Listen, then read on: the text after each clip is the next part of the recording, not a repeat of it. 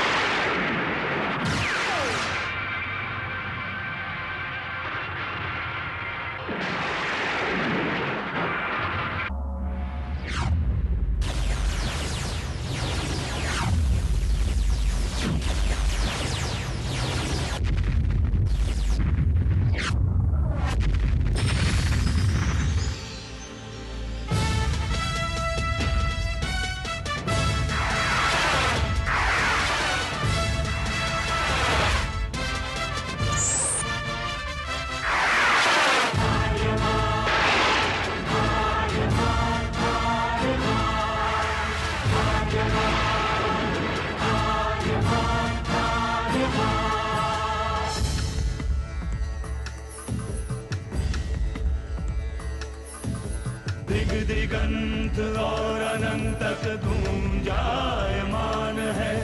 ब्रह्मनाद है विधि का वो अटल विधान है।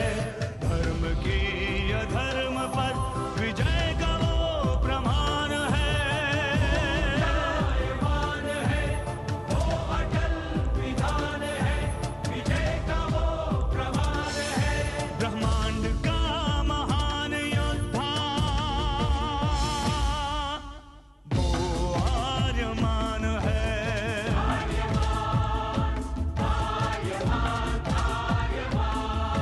ब्रह्मांड का महान योद्धा वो आर्यमान है। आर्यमान है।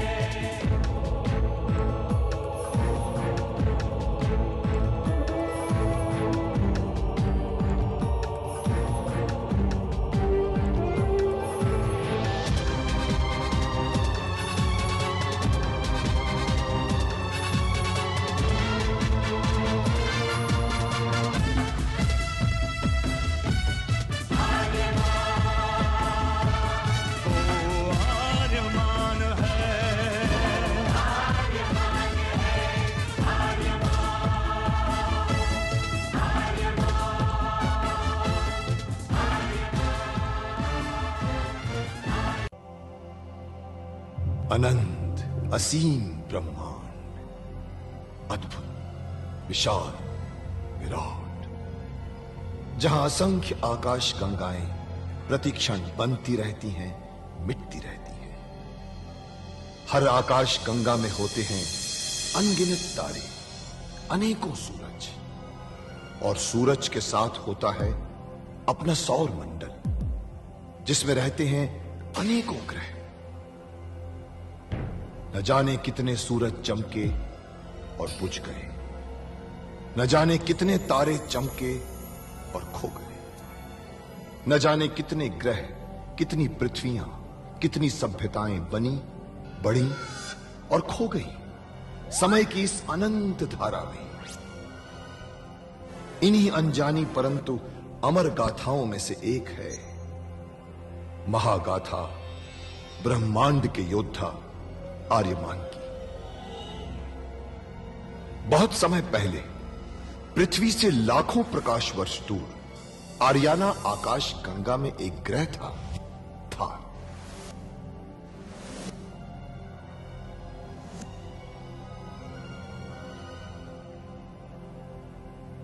थार एक रेगिस्तान था, पानी की बूंद नहीं थी, फिर भी पूरे ब्रह्मांड के लिए मूल्यवान था थार, क्योंकि थार में थी ऐसी खाने जहां से दुर्लभ जीवनदायी पदार्थ निकलता था, जिसे थारस कहते थे। यह किसी भी ग्रह की जहरीली से जहरीली हवा को भी रासायनिक प्रक्रिया से प्राणवायु बना देता था, जीने के लायक बना देता था। कहावत थी, थारस जिसके वश में, पूरी आकाश गंगा उसके वश में। आर्याना आकाश गंगा की संरक्षक संस्था ओमियान के नियमों के अनुसार थारस को कोई भी व्यक्ति अपने वश में नहीं कर सकता था। यहां तक कि थार ग्रह का राजा जारांत भी नहीं। राजा होते हुए भी जारांत अपना राज्य गणतंत्र प्रणाली से चलाता था। खानों से निकलने वाले थारस का 25% भाग ही थार ग्रह के हिस्से में आता था। बाकी का हिस्सा ओसेक अंतरिक्ष संगठन में चला जाता था। ओसेक आरियाना आकाश गंगा के व्यापारियों का संगठन था और जिसका संचालन अंतरिक्ष में बनाए गए एक कृत्रिम ग्रह ओसेक से होता था। मगर ओसेक संगठन में कई व्यापारी ऐसे भी थे जो अति महत्वाकांक्षी थे, जो पूरे ब्रह्मांड में अपना आधिपत्य स्थापित करना चाहते थे। परंतु जब तक ओमियान था तब तक कोई कुछ नहीं कर सकता था। ओमियान अंतरिक्ष के लोगों की संरक्षक संस्था थी, जो अंतरिक्ष के निवासियों के हितों का पूरा ध्यान रखती थी और अपनी शांति सेना के द्वारा संपूर्ण ब्रह्मांड में शांति और व्यवस्था बनाए रखती थी। इसी ओमियान संस्था का अध्यक्ष था महान होशिंग। होशिंग जिस ग्रह पर रहता था उस ग्रह का नाम था कुरुक्षेत्र, जहां आज छिड़ी हुई है एक महाजंग। कोई आगे नहीं बढ़ेगा, पीछे हटो। ये मेरा शिकार है और अपने शिकार का खुद शिकार करना मैं पसंद करता हूं।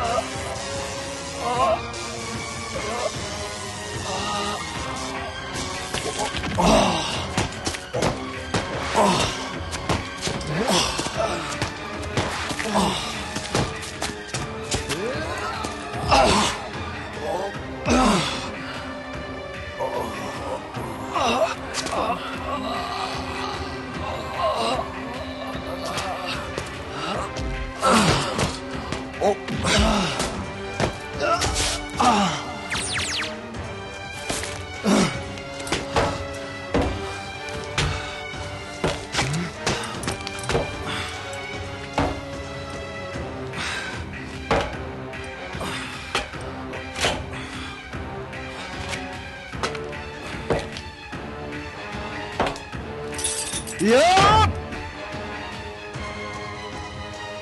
Yup!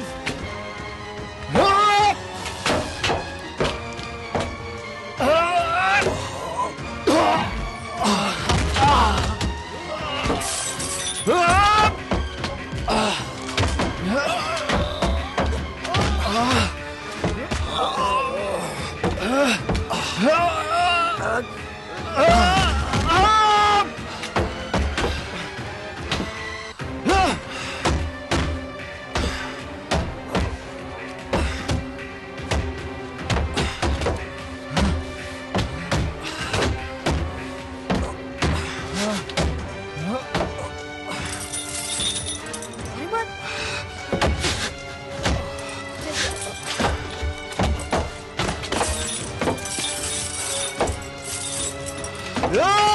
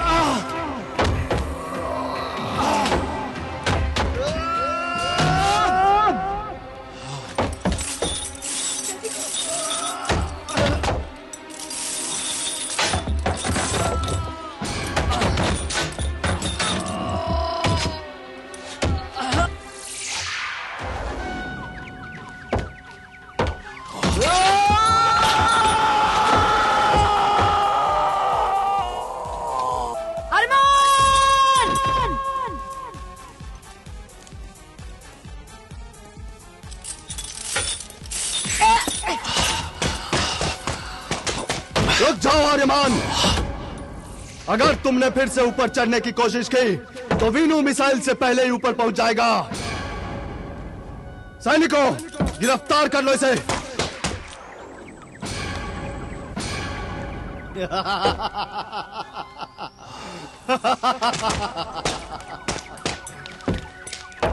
देखा भतीजे, हो गया ना तेरा ब्रह्मांड का योद्धा गिरफ्तार।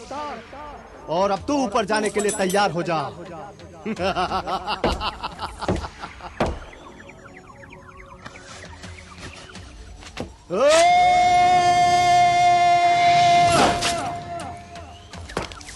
तुम्हें बहुत अचंभा हो रहा होगा आर्यमान कि मैंने अपने भतीजे को मिसाइल से क्यों बांध रखा है।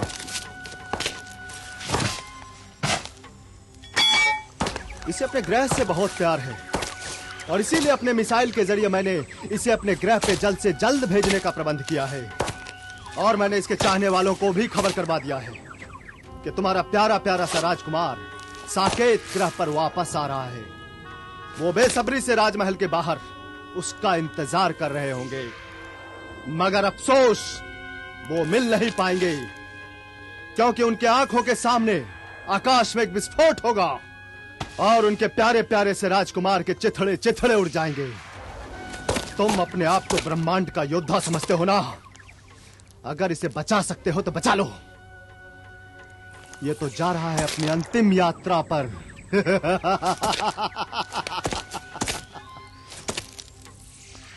सैनिकों, डाल दो इसे मिसाइल के अंदर। अरमान, बचाओ, बचाओ अरमान!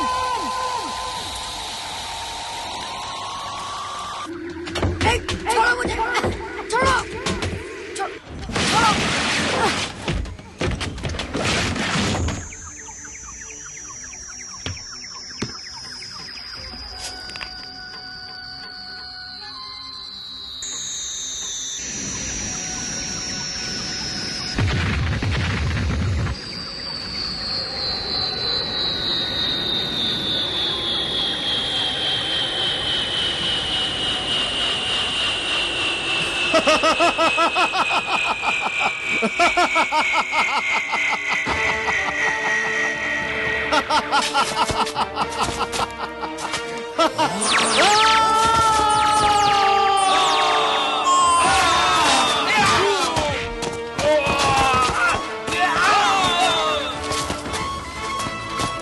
आओ, अपने यान में चलते, मिसाइल को पकड़ना है। आओ।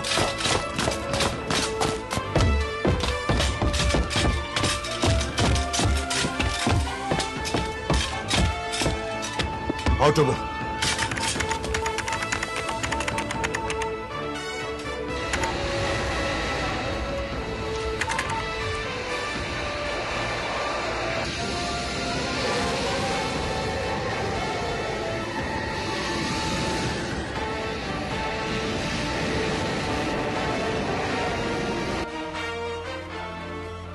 महाराज लोखान के मुताबिक राजकुमार वीनू जिस यान में आ रहा है, लगता है ये वही यान है। परंतु ये यान नहीं, ये तो मिसाइल है। देखो राजकुमार वीनू, इसके अंदर है क्या? हाँ है।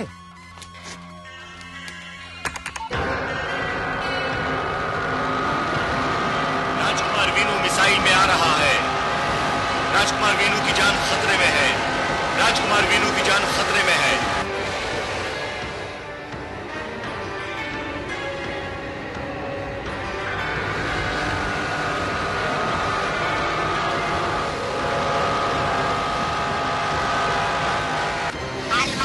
हम लोग मिसाइल के करीब पहुंच रहे हैं। अच्छा,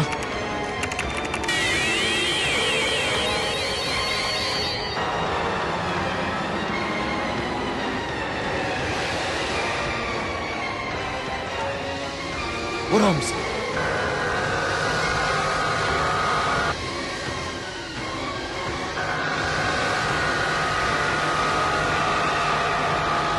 ये वायुयान किसका है?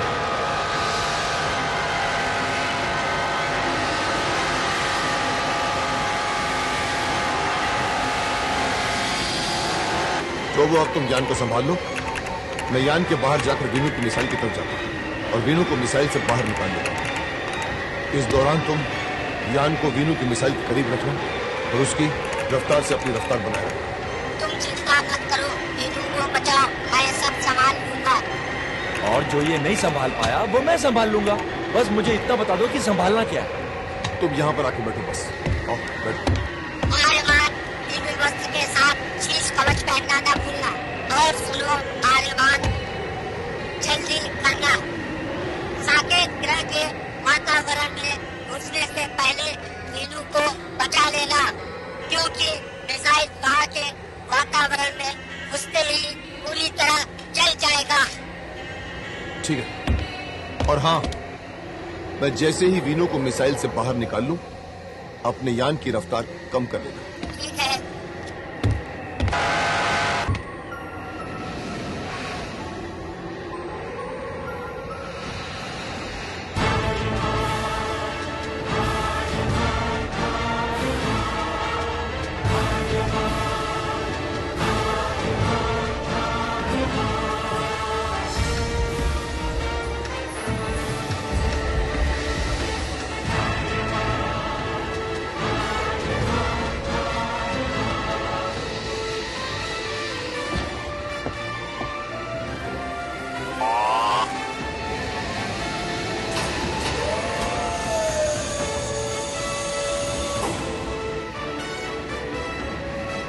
ये कौन है और अपने यान से निकलकर राजकुमार की मिसाइल की तरफ क्यों जा रहा है? लगता है वो वीनू को बचाने आया है।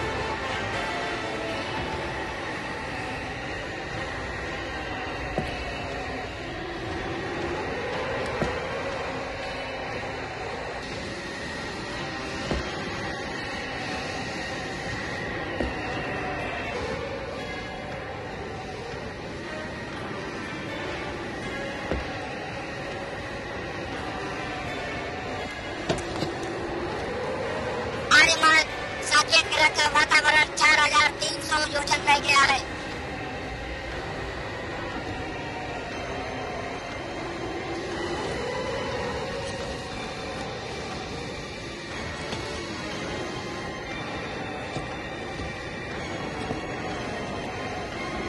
सिर्फ 3000 योजन रह गया है।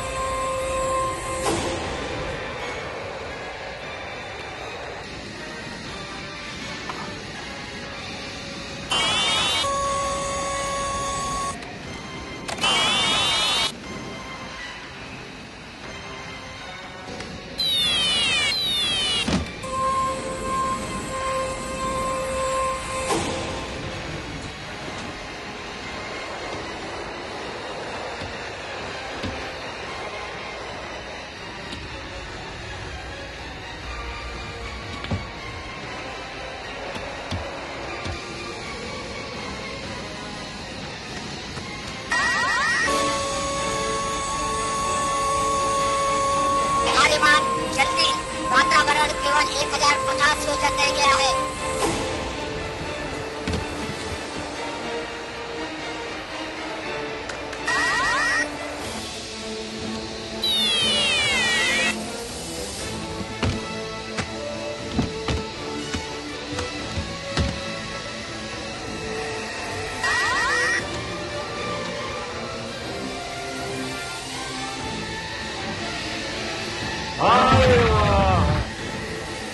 शुक्र है उसने सही समय पर राजकुमार को मिसाइल से बाहर निकाल लिया।